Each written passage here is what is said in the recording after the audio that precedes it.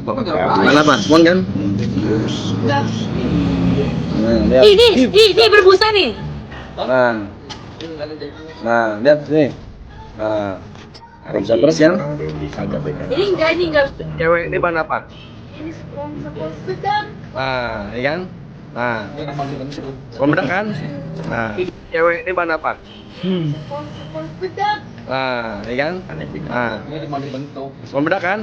Nah, Diperes bisa ini. nah. Mas Agar bisa diperes sih. Terus aja. Itu mas spon kalau Ada nggak? Iya kan? Enggak, ini Agar nggak kayak gini. Spon kan? Ini nggak kayak gini Agar. Spon bukan? spon kan nggak apa Kenapa? Spon kan? Enggak. Nah, lihat. Ini berbusa nih. Nah, nah, lihat nih. Nah, bisa terus kan? Agak. Ini enggak. Cewek ini bahan apa? Spons bedak. Nah, iya kan? Nah, ini dibentuk spon bedak kan? Nah, Diperes bisa ini. nah. Mas Agar bisa diperes sih. Terus aja. itu mas spon kalau Ada nggak? nggak Iya kan? Enggak, ini Agar nggak kayak gini. Spon kan? Ini nggak kayak gini Agar. Spon bukan? Ya, sama polisi, bisa ditendang sama tentara. Yang udah baik sama saya, udah minta maaf. Tadi malam ya. Gimana menurut kalian? Dan sama nangis sama saya. Tapi sekarang tuh udah ada yang ngasih apa aja Pak dari kemarin tuh?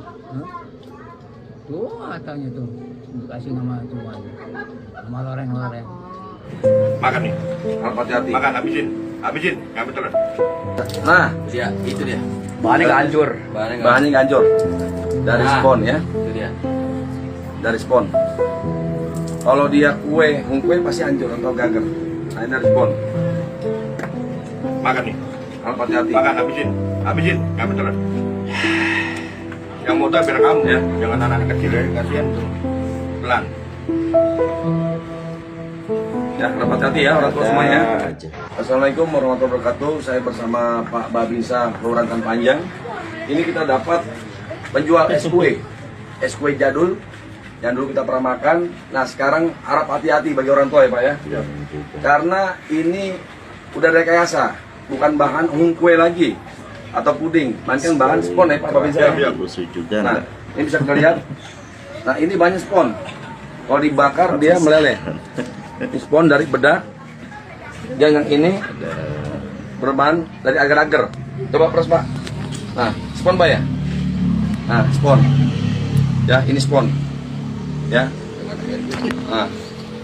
Nah, ini dibakar meleleh dia nih. Nah, dibakar meleleh dia. Bakar meleleh.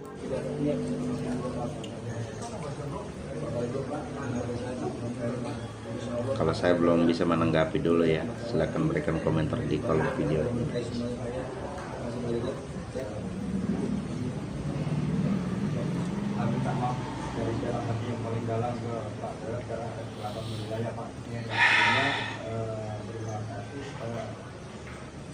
Sulit.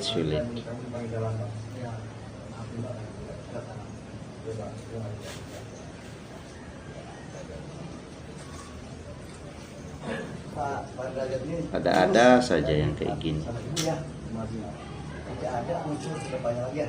Semua sudah saling memaafkan. Tidak ada permasalahan itu yang akhirnya ya permasalahan oleh Kapolsek sama Pak Lurah.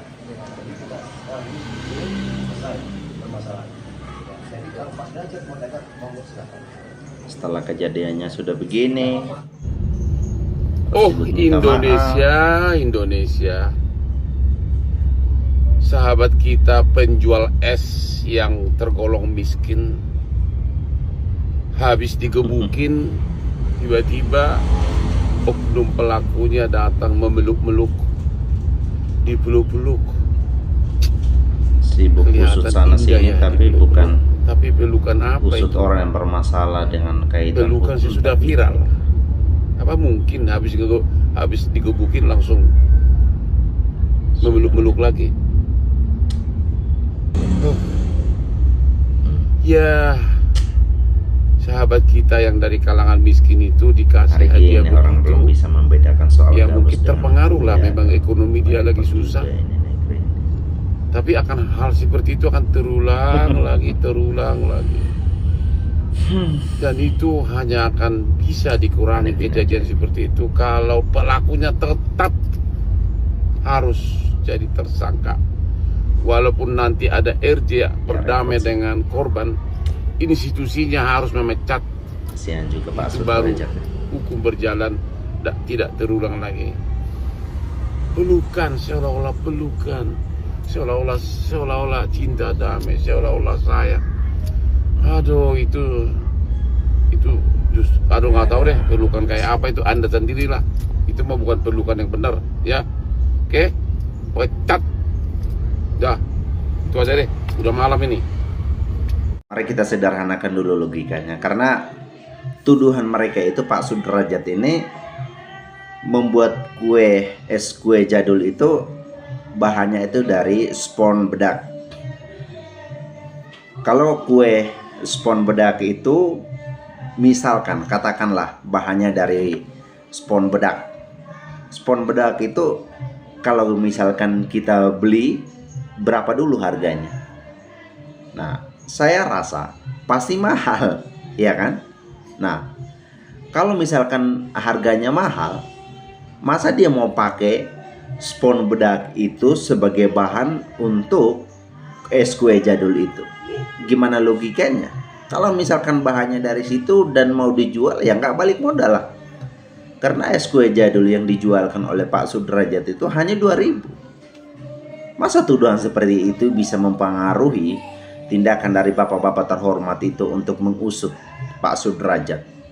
Ya, mereka menuduh bahwa ya es kue jadul itu yang dulu pernah kita makan itu bahannya sekarang itu sudah tidak asli lagi. Dan lebih parahnya lagi, mereka menuduh bahwa bahannya itu dari spon. Wah, hari gini kita masih berpikir seperti itu ya. Kasihan juga. Jadi tindakan yang dibuat pun juga secara serampangan dan juga membuat Pak Sudrajat akhirnya jadi korban. Kenapa jadi korban? Coba perhatikan. Ketika mereka menemui Pak Sudrajat, mereka bukan hanya mempertanyakan soal masalah es kue jadul itu, tetapi mereka memukul dan juga itu sudah ada muatan penyiksaan di situ. Jadi dalam konteks apa untuk kita bisa dapat membenarkan dari bapak-bapak terhormat ini?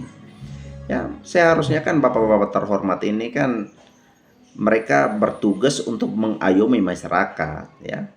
Jangan lakukan tindakan-tindakan penyiksaan dan juga menjadikan Pak Sudrajat ini sebagai korban. Jangan dong seperti itu, ya. Dia orang tua secara ekonomi ya hanya bergantung dengan usaha itu. Dengan seperti itu ya matilah usahanya. Bapak-bapak ini kan masa hal-hal semacam itu sampai sekarang belum mampu membedakan itu. Tetapi di sisi lain kita perlu apresiasi.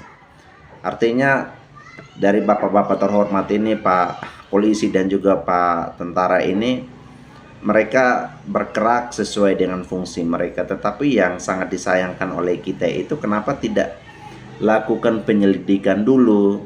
Ya, mereka main tuduhan-tuduhan tanpa ya mempelajari dulu, menganalisa dulu kepada pihak-pihak yang berkompeten untuk bisa menguji apakah memang betul bahannya dari spon atau bukan, ya. Dan itu akhirnya banyak sekali respon, termasuk Pak Hotman Paris. Dia meminta supaya ya Pak tentara dan juga Pak polisi yang juga bisa disebut sebagai oknum itu dicopot.